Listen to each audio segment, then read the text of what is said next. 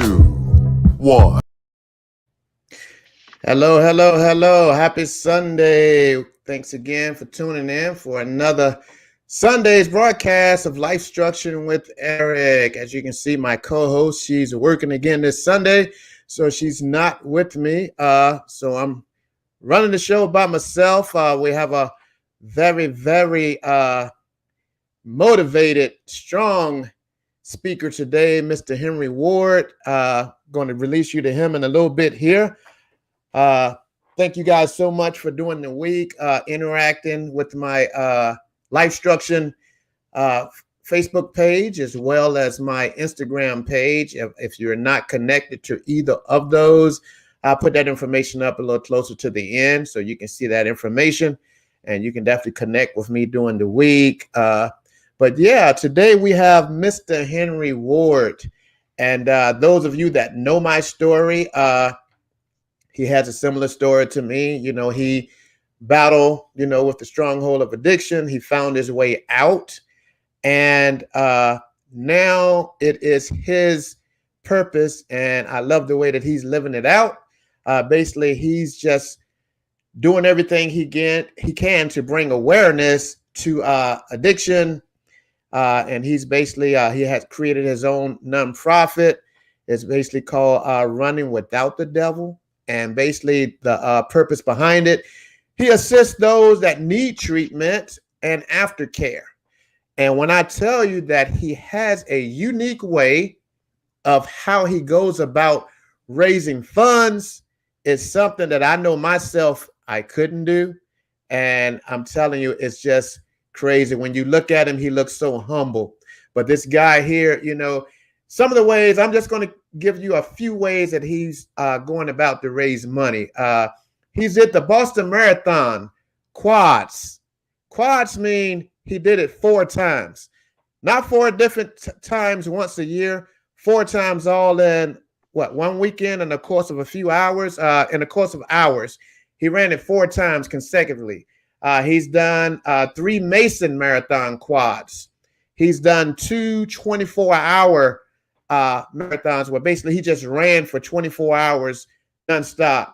And recently, and it was just crazy, he Facebook Live the whole thing. A few months ago, he did 66.6 hour treadmill event called Sidewalk, in which he ran on the treadmill for 66.6 hours, accumulating 204 miles. This guy is just incredible.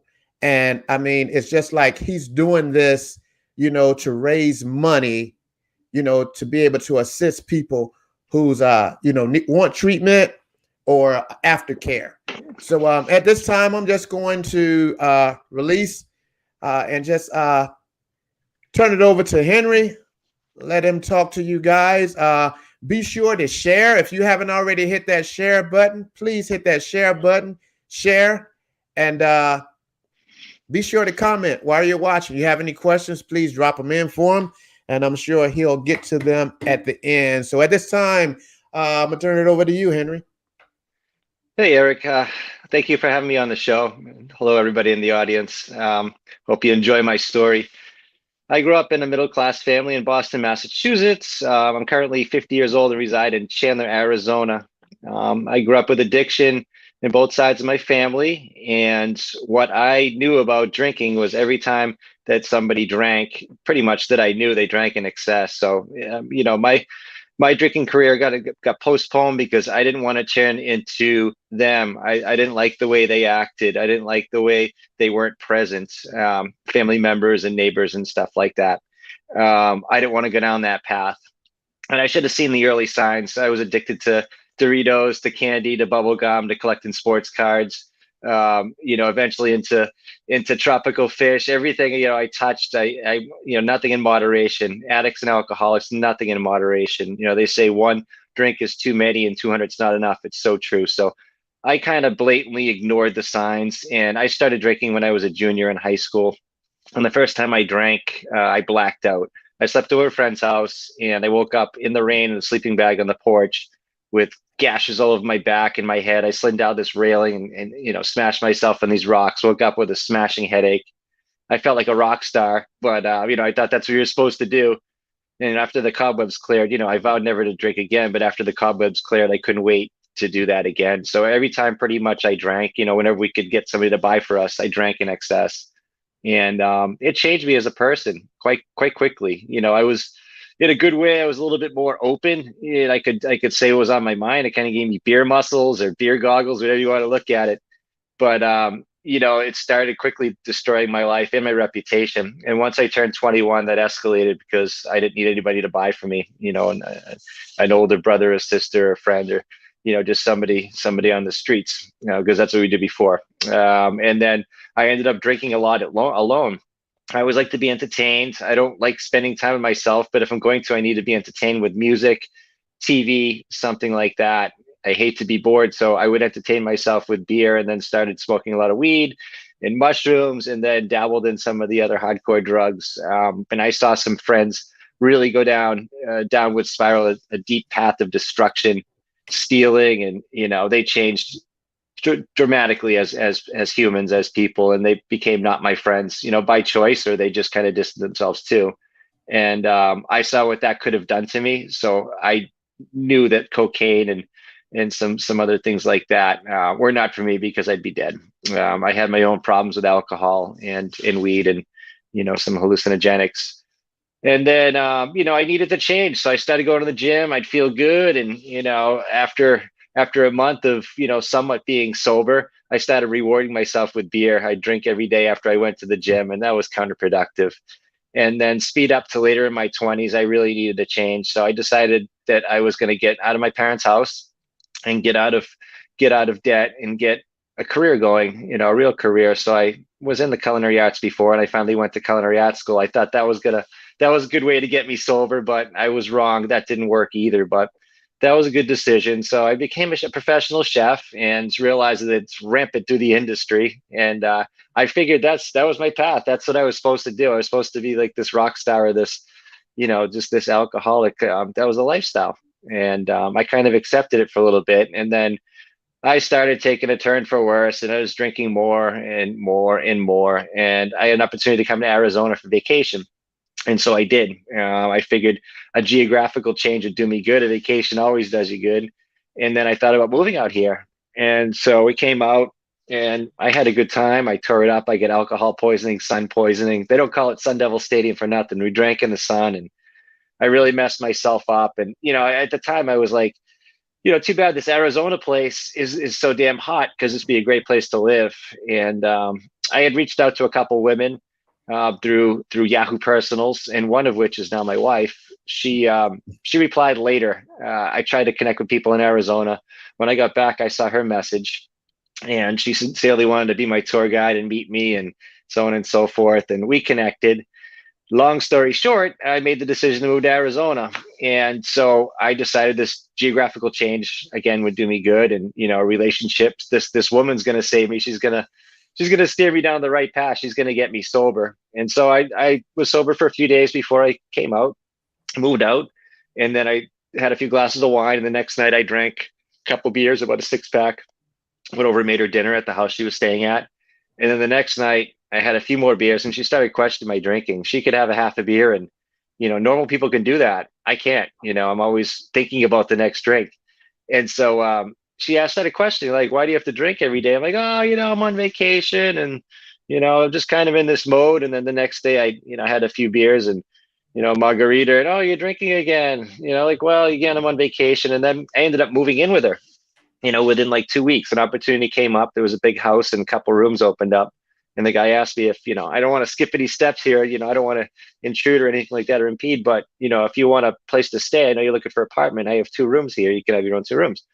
So I moved in, and, so all of a sudden my life was, started to become an open book. She could see that I was drinking at home by myself and question that. Why are you drinking today? Oh, I couldn't find work. Why are you drinking today? Oh, it's raining out. Why are you drinking today? I had a good day. Why are you drinking today? There's a basketball game. Oh, it's football Sunday. It's raining. It's just every day was a different excuse just to drink.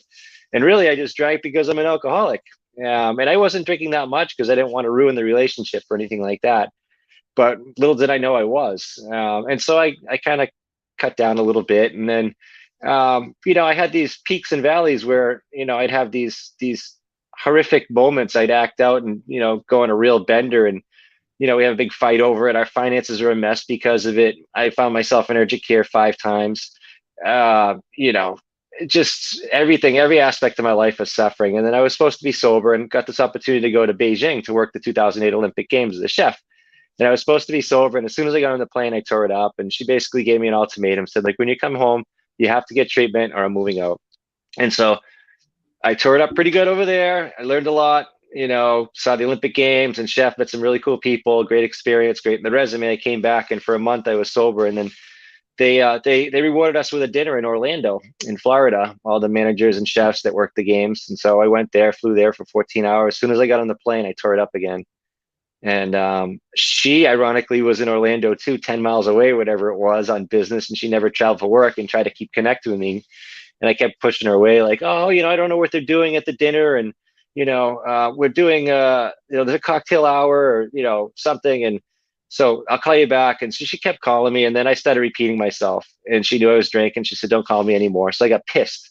And so I kept texting her. And each time I texted her or called her and the phone was off the hook, it was, she turned it off. I get more and more mad and I started drinking more. So I had shots and at least 2 or 3 drinks going at once. And I got messed up and I made an ass of myself there. And I came home and I didn't want to live. I wasn't suicidal, but I certainly, figured I'd ruin my relationship. And so basically for like 3 or 4 or 5 days, I don't even remember.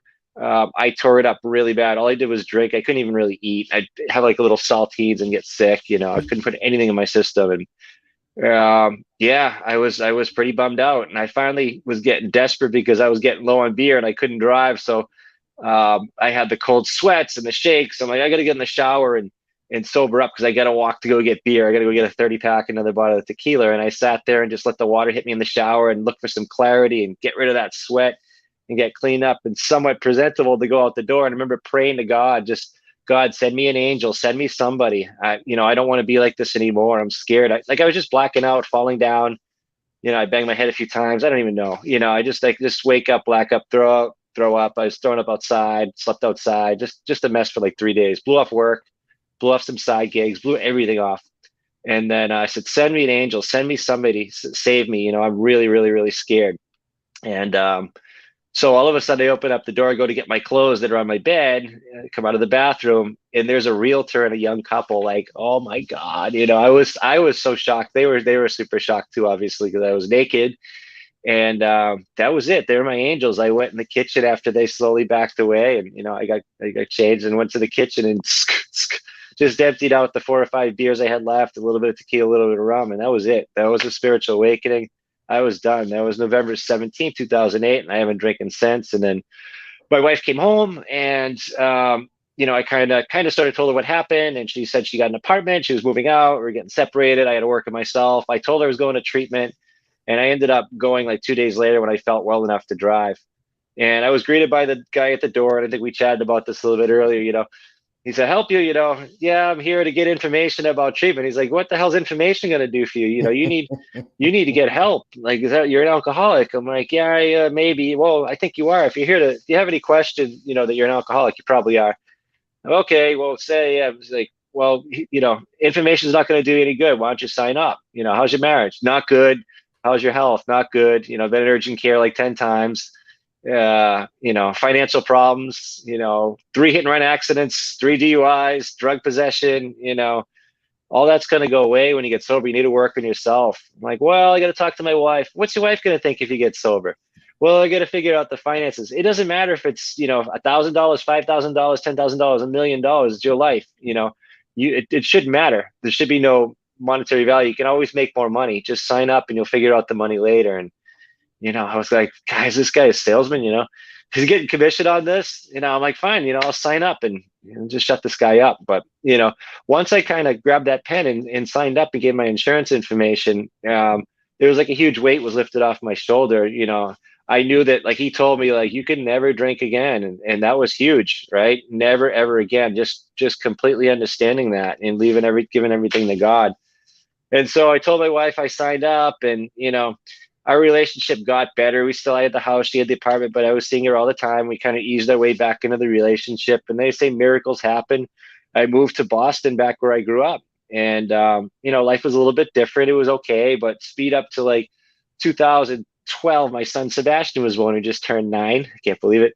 Life changed there, and the only hobby I really had, I had friends that had older kids, and people move further away. We'd go out to eat sometimes. That was about it. I had no hobbies or nothing like that. And eventually, we were going to go visit our friends in Corning, New York, and this is where my running career started. I I asked my friend Enrique, who turned his life around, from a sedentary lifestyle, a heavy smoker, if he was going to be running this Glassfest 8K. I know he started running. He did the Disney half and the wine glass half, and he was a runner and in a wellness program and stuff, doing much better. And I asked him if he was going to run. He said something like, "I'll sign up if you do." I'm like, "Fine." This is after the Boston Marathon bombing. I started thinking about unity and let's not let these terrorists win. I want to be a runner. I want to know what it feels like, and in unity and stuff. And so we had this, have this common bond, and let's fight this. And so, and I needed to get in shape. I needed a hobby and stuff. And so, I was kind of a distance walker before, and then, I knew that, like I said, if I could run, I could go further and get there faster, and go on more adventures. I was going on adventures with Sebastian the stroller and Lucy, my dog, at the time, and I loved that. And just getting out of my own head, I was reaping some of the benefits. But once I started running, it was an 8K race. I ran the race, and I hated every moment of it. But when I finished, I was so happy. It was like I won a gold medal, like Olympic medal or something like that. I was really proud of myself, without being arrogant. It just felt like, I felt like I won $1 million or something. I can't believe I pushed through. I can't believe I finished. It was only 5.3 miles or whatever it was, but and I couldn't wait to sign up again. I found a hobby and something I liked, and I did okay at it. I, finished like in the top third. Next weekend, we went back to my friend's house and found out that there was a race series in Waltham, Massachusetts, where I lived, called Race Around Waltham. And as I signed up, I asked my wife if I could sign up for a race there as a 5K. And I show up there, and there's people from high school, my grade, my graduating class, and a couple years old, a couple years younger. And I found there was like people just like me, people in recovery. And this society, this city that I caused a significant amount of damage to, physically, relationships, with the police, especially the relationships. My reputation was horrible as a barfly, as a drug dealer, amongst other things. But I didn't have a very good reputation, but they openly accepted me, and into this running community. And I'm like, wow, I felt great. And so I signed up for a race the next weekend, and then I was kind of hooked on running and on races and stuff. And it turned my life around. And then I escalated I did the Boston half, and I did the Pittsburgh Marathon my first year, and I was hooked on marathon distance. Then I found out about the ultra worlds, and ultra is anything more than 26.2. And I found out about this company, this nonprofit called Runwell, and what they do something along the same lines as I do, is they raise money and awareness for people with addiction who can't afford treatment. And then they encourage fitness and running as part of the recovery program.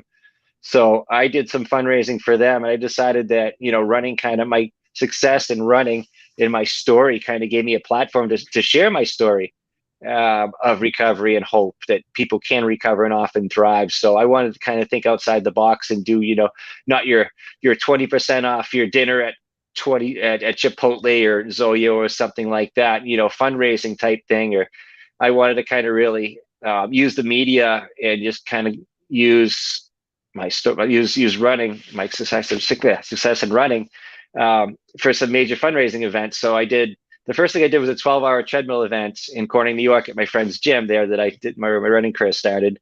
And then I did the Boston Quad, like you said, which is the Boston Marathon course 4 consecutive times. So I did that in 2017, and then we had made the decision to move to Arizona. And then I did a 24-hour track run. That was kind of like my last fundraiser, my last hurrah or whatever before we moved. Drove cross country, started working, did a 24-hour desert run. And it was all for this 250-kilometer stage race in Patagonia. I raised like $12,000. And then I actually enjoyed, doing the fundraising. So I continued to do that after that event. And I've done 4 consecutive Boston Marathon quads. This year was virtual. 3 Mesa Marathon quads. And then, like you said, I did the Satan Sidewalk 66-point-hour treadmill-a-thon. And so I'm going to use like these major events as opportunities to raise money. Even if I raise $200 or $5,000, that's fine. And it's, between the media and Facebook, social media, people like you, and email, word of mouth. You never know the impact. By sharing your story, you never know how many people's lives you're touching. People might say, oh, I appreciate you sharing the story, or, you encouraged me to get into treatment, or go to AA, or start running, or, get off the couch. You never know. You might hear 3, 4, 5, 6 people tell you, but there could be thousands. So, I think I didn't want to share my story in the beginning because I didn't even tell my sisters that I went to treatment. I didn't tell some of my close friends. I didn't tell a lot of my family. I didn't tell them they were separated. I didn't think it was anybody's business. But I thought that it would be selfish not to share, because I might be saving someone's life. Getting somebody into treatment or getting somebody to change could be saving their life. It'd be so God gives us these gifts. If we don't share our gifts, whether you're good at painting, running, whatever it is, tennis, whatever it is, it's selfish not to share. We're all in this together, this thing we call life. And, the pandemic and everything, people are suffering more than ever. So, and I just wrote a book. During the pandemic, I took advantage of the time. I always complained that I didn't have enough time to do things. So I pretty much haven't worked since July. So I started my nonprofit. I finished writing my book, and it's basically a story of my early stages of addiction, of drinking, my active years of drinking, my rock bottom, and then treatment, aftercare, personal self-development, how I found running, and what running's done for me. And so I go into a lot more detail than, kind of what I told you today, and where I want to go in the future. So yeah, it's called Running Without the Devil. It's the same name as my nonprofit. That's awesome, man.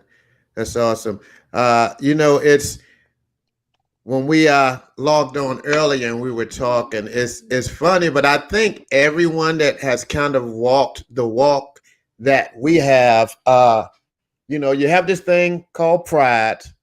So, you don't want everybody to know that you went through, the treatment thing and everything. But the main thing is what I heard in your story, we talked about, before we went live, is when we do it, we go and grab treatment for the wrong reason, and you was like, yeah, you have to be 100% ready or 100. it's not going to work. And it's crazy because I'm sorry, one moment. I ran today for the first time in like 2 months, and right now I got a cramp in like both legs. Hold on. Stand up. Hold on.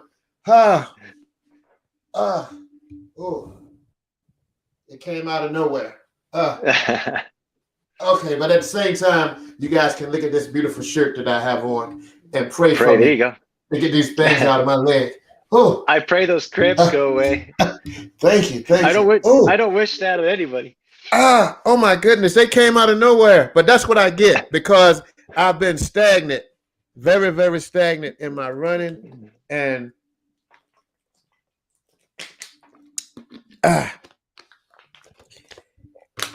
anyway, back to where we were. I can deal with the pain. I've been through pain worse than this. So been through worse, right? Yeah. We talked about having to be 100% ready, and you shared your story, and that was pretty much my story. I had that thing, clean up or I'm going to leave you, so I went, but I wasn't ready. And I'm listening at your story and I'm like, wow, we have pretty much the same story. Cause I think I heard you say like almost 2 days or so after that, you went and drank again. And if you're not 100% ready, you're not going to do it. But I also heard you say, your story about Arizona. And I'm just grateful for your wife, because if you hadn't have met her, even though you came here and still was doing what you were doing, I'm grateful for her, because if you hadn't have met her and you would have stayed in Boston, you probably wouldn't be here giving your testimony on how you bounced back, because you basically would have went 100 miles per hour, all in.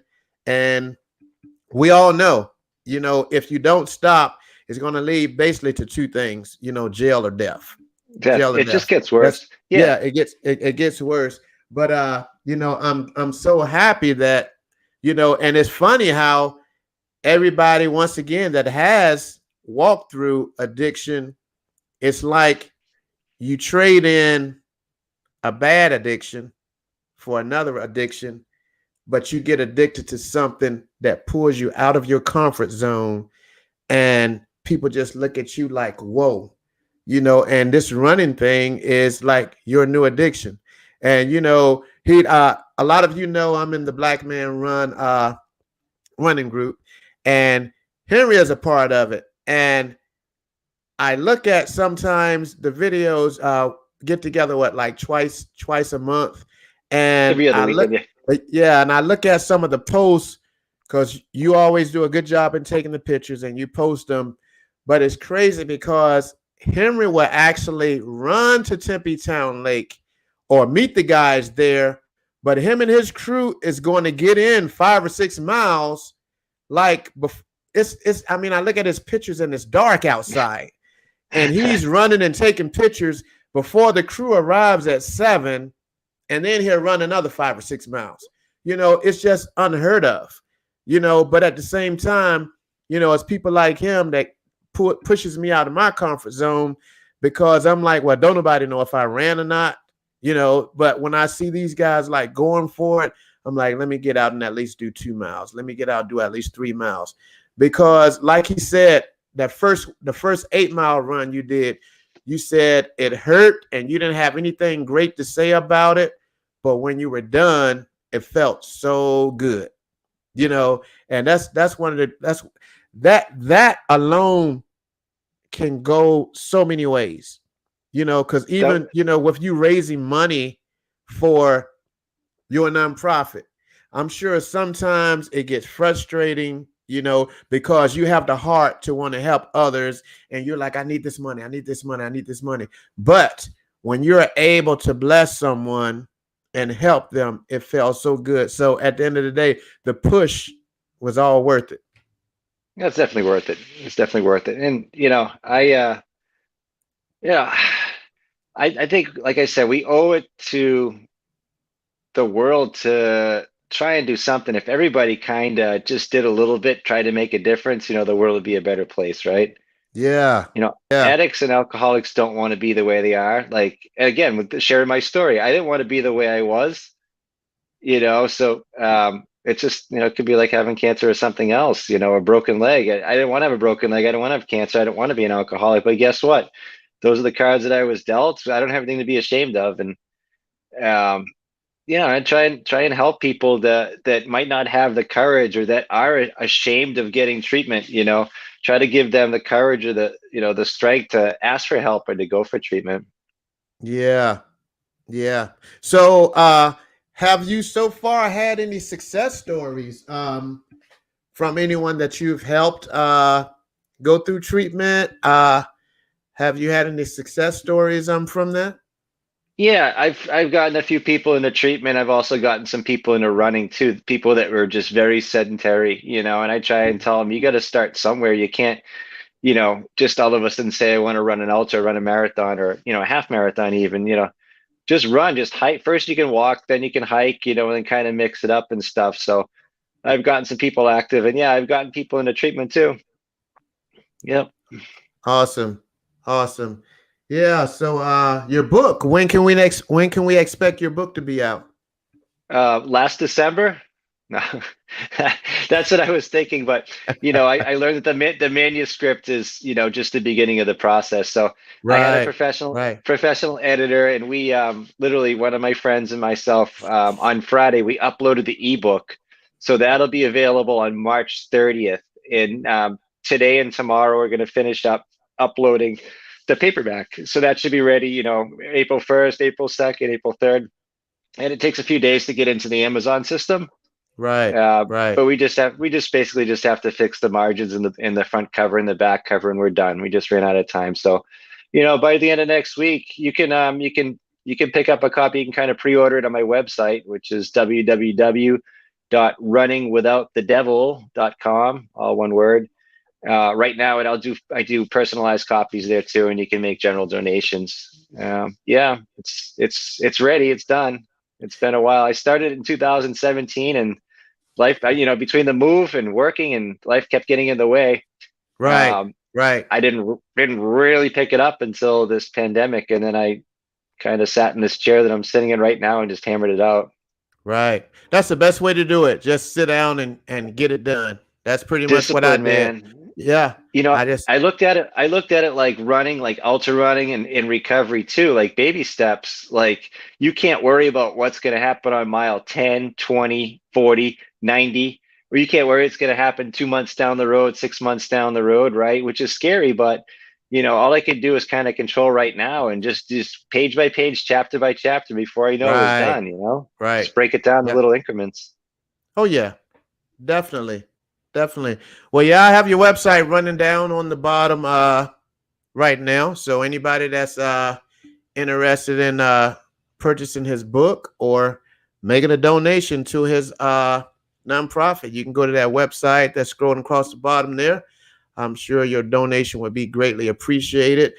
Me personally, I'm not that ebook type of kind of guy. I like to physically have the book Same in here. my hand because I like to highlight and I like to take notes. So I pre-ordered mine, and I'll just be sitting back waiting for it to drop in the mail. Because I can hand it to you. Maybe I'll hand it to you. We'll go for a run. We'll go back to South Mountain and hit San Juan Road. If you promise that we'll keep it like under You 5 get your book miles. after you get your book after mile 10. After mile 10. Okay, I'll so put it you at go. the end. I'm gonna hide it at the end of San Juan Road, so we got to get to the end, and you get your book. We'll run back. I'll carry it back for you. Well, hey, that might give me a little motivation just to know that book is right there. I'll push it, I'll put some Swedish fish or some goodies down there too. We'll have a little snack, and then we'll head back. Nice. I'm not that 9-mile runner like Jay and all of them. So I don't do 9-minute miles. So I'll slow you up a little bit. That's Jared. Jared.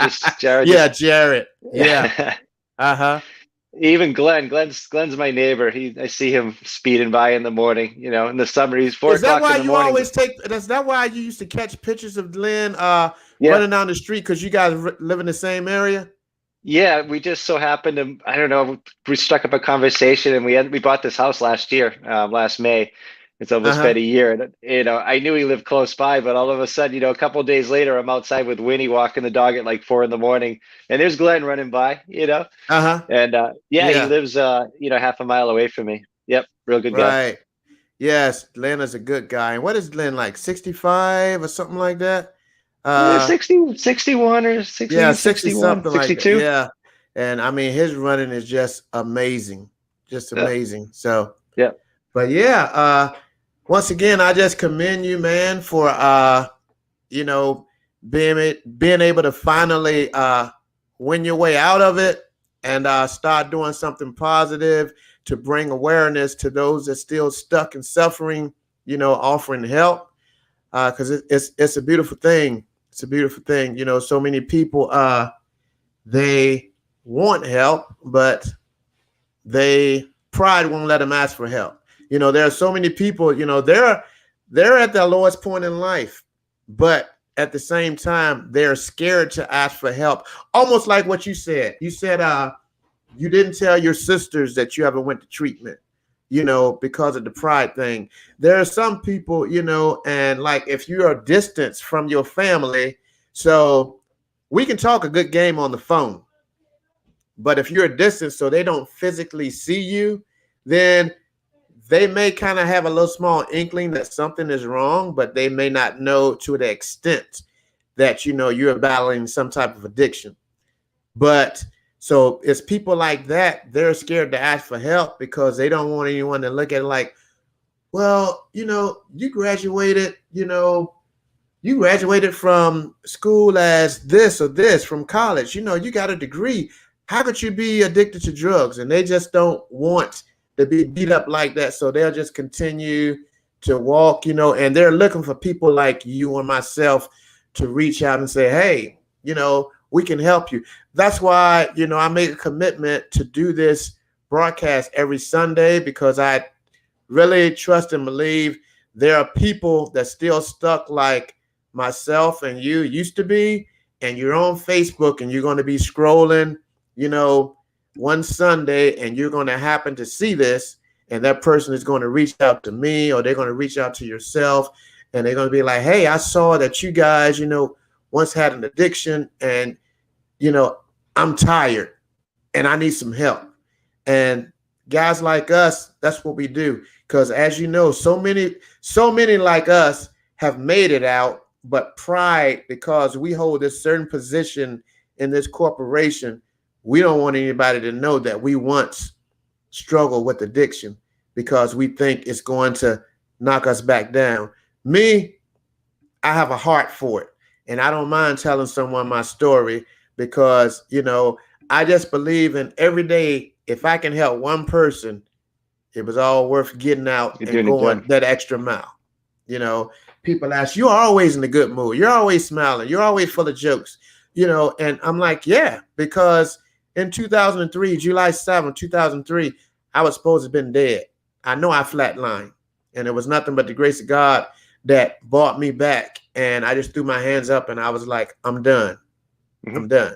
And like yourself, I was in Virginia and I came to Arizona. Go cross So, country, yeah. Yeah. So, I mean, it's just like, if it's anyone that I can help, it's just like, I offer my hand, but like you said, you have to be 100% ready. Yeah, you can guide the horse to water. I've had a lot of people, you got to put the work in. I can Right. give you all the Right. tools and all the advice. You can give all the tools and the advice. But if someone doesn't want to put the work in, or they're not 100% ready, then they're going to go back out there. Before, Right. I was always like, I was going to AA and that was it. I didn't go to any treatment. I was always thinking about when's the next time when's the next time I could drink. I started thinking about it, thinking about it, thinking about it. And then when I had the time, that's what I did. I went out there, right? As soon as I got on the plane.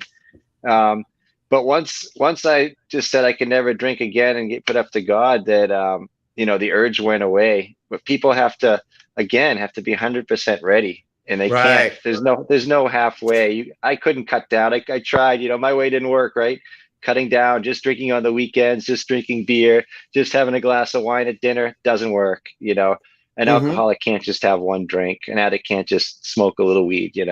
Right. It doesn't Right. work that way.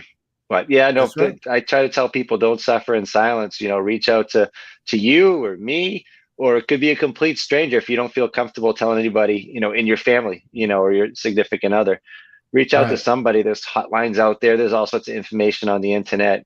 But kind of get out of your own head. Tell somebody you think you might have a problem, and get whatever's in your head out. Right. Don't Right. suffer in silence. Right. All right, man. Well, it's been fun having you on.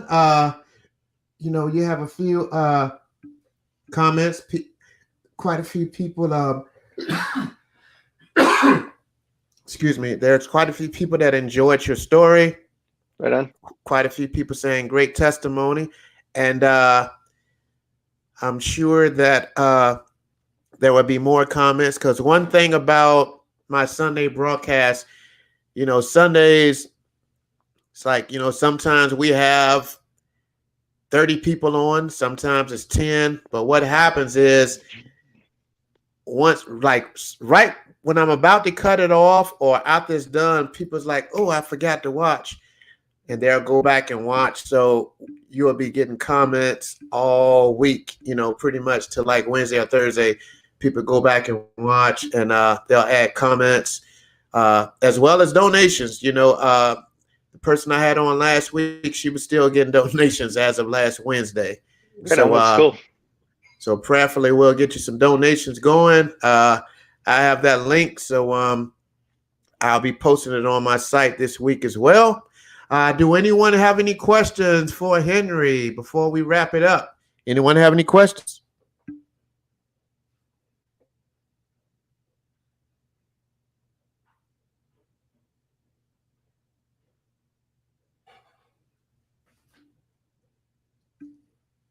next week is Easter Sunday.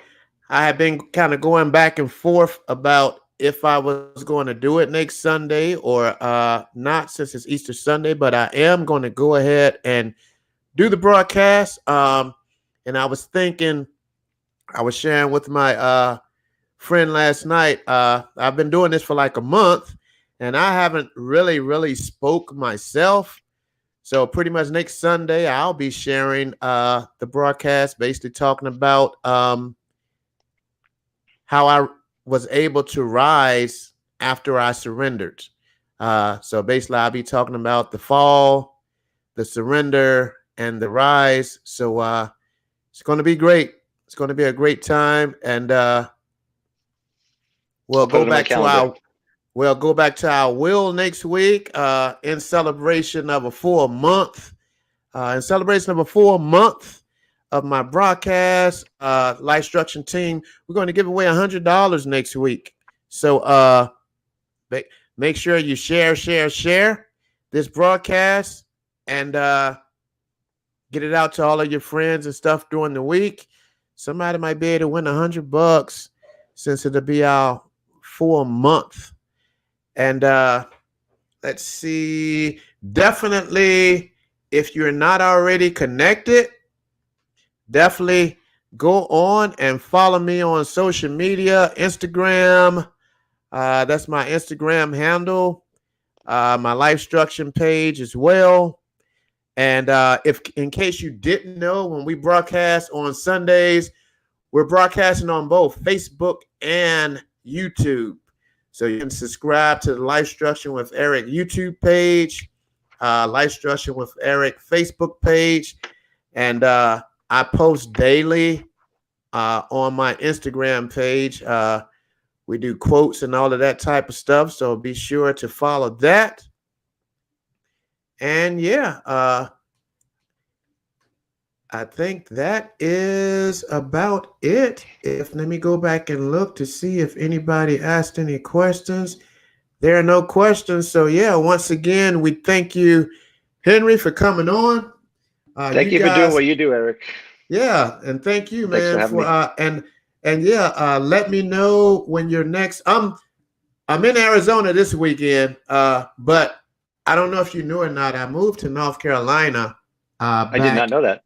Yeah, I moved there back in December. My family is still here, and looks like I'm gonna be coming back in June. But definitely keep me updated with your events, because I would love to come over. I do videography and photography and all of that stuff. So, I'd love to help you with, some of your marketing. Maybe I can come and grab some video footage and stuff of you and put it together where you'll have that to be able to go on your website and stuff like that. So awesome. I appreciate that. Oh yeah, definitely. Anybody that's, trying to do something positive, if it fits in my schedule, I don't mind coming and helping. Sometimes you can't put a price tag on everything. You have to learn to bless people that's trying to bless people. So yeah, I definitely love to come out and help. Awesome, man. All right, brother. Well, you keep doing what you're doing. We'll definitely keep in touch. And for everyone that tuned in, thank you so much for tuning in today. You guys have a blessed week, and we will be chatting throughout the week. Have a great one, guys. Thanks again, Eric. Thanks for having me. All right. Thank you. Peace.